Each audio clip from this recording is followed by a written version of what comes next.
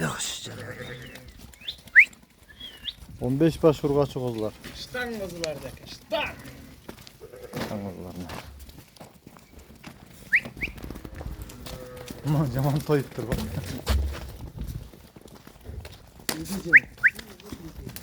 Koş koş koş koş. Koş koş koş.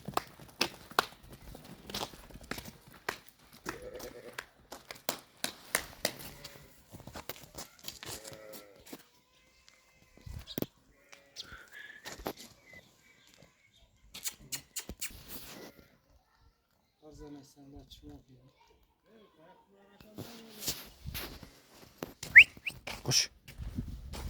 15 baş var bir koro.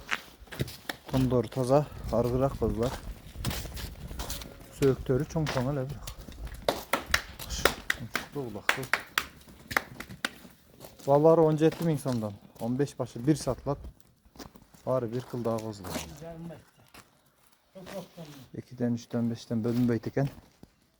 Только optom deyken yıkana ağız.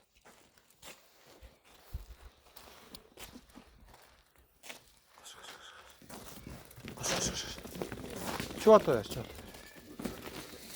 Çuvataya. Benim bir yaka.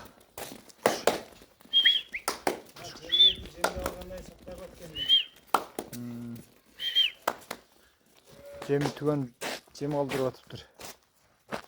Cem tügen nimet alıp gelip alsa satmaya bak yine mi? Cem algıça satkısı geliyor atıptır işe. Bunun kulağımız.